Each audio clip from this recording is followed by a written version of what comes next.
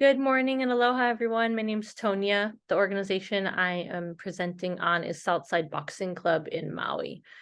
The nonprofit was started by my father-in-law, Nante Manungan, in 1995 as an opportunity to provide the community with a place for kids to come after school to help them stay out of trouble, stay off the streets.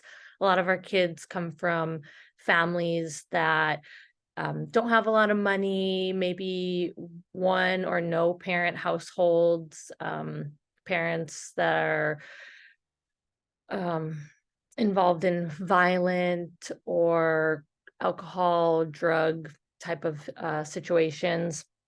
My father-in-law moved to Molokai in the 60s when he was a kid from the Philippines, and he experienced a lot of um, racism and judgment, prejudice, because he didn't speak English and he came from a foreign land.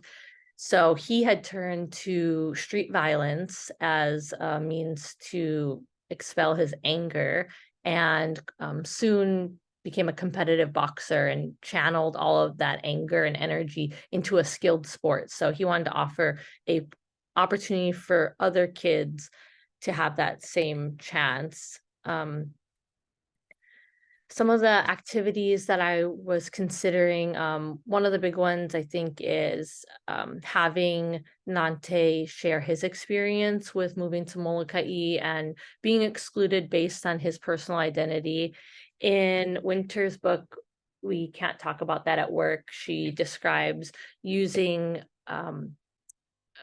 personal connection and personal story as a way to relate and to communicate a message. So I thought that would be a good way for the parents and kids and coaching staff to understand kind of the foundation of what this organization is about.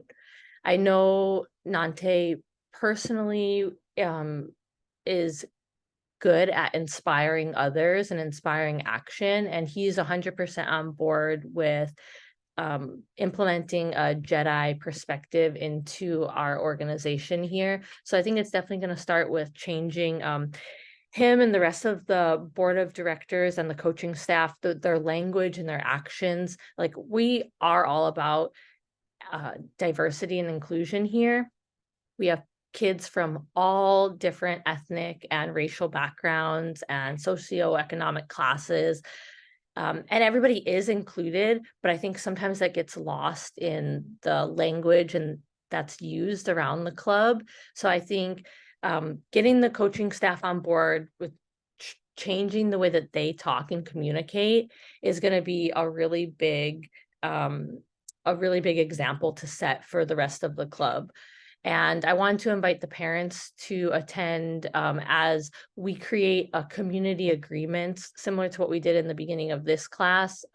Get community agreements on paper with input from the board of directors, the coaching staff, the parents, and the kids, and then have everybody will have some connection to what the expectations are here. Like, how do we act? How do we talk? How do we invite others in and not exclude people? I personally go up to anybody that's involved in this organization and let them know if I hear them saying something or doing something that is not aligned with our goals of inclusivity. And I have no problem saying, hey, we don't talk like that here. That is not okay in this club. We don't allow that. And I really want to make that a standard where anybody feels comfortable communicating that to somebody else in a respectful way. And I learned that in the John P. Cotter's Leading Change. We just, hey, that's not okay here. We don't do that here.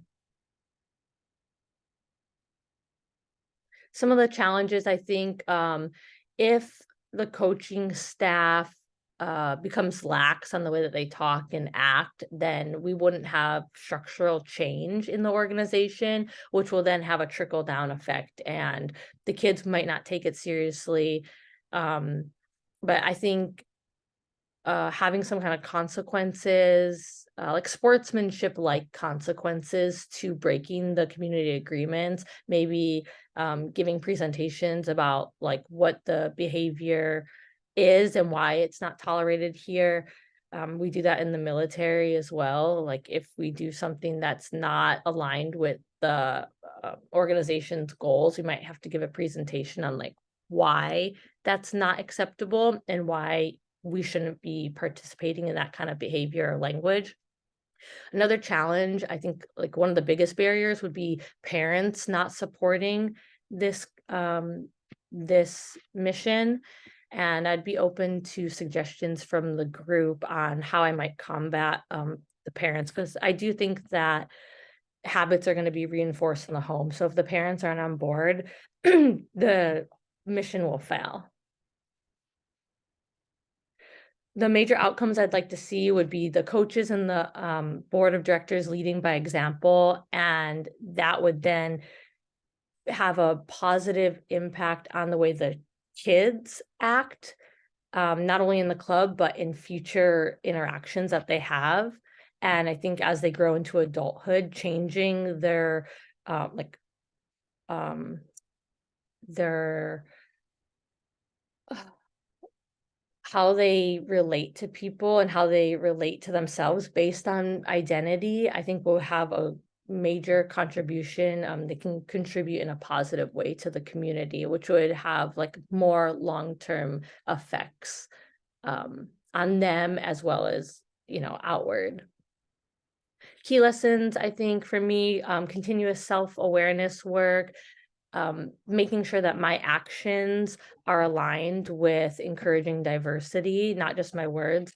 And then also being honest with people when I need help or I don't know, which is kind of why I asked for suggestions on how we could combat the parents not supporting the mission. I look forward to hearing everybody else's presentations. Thank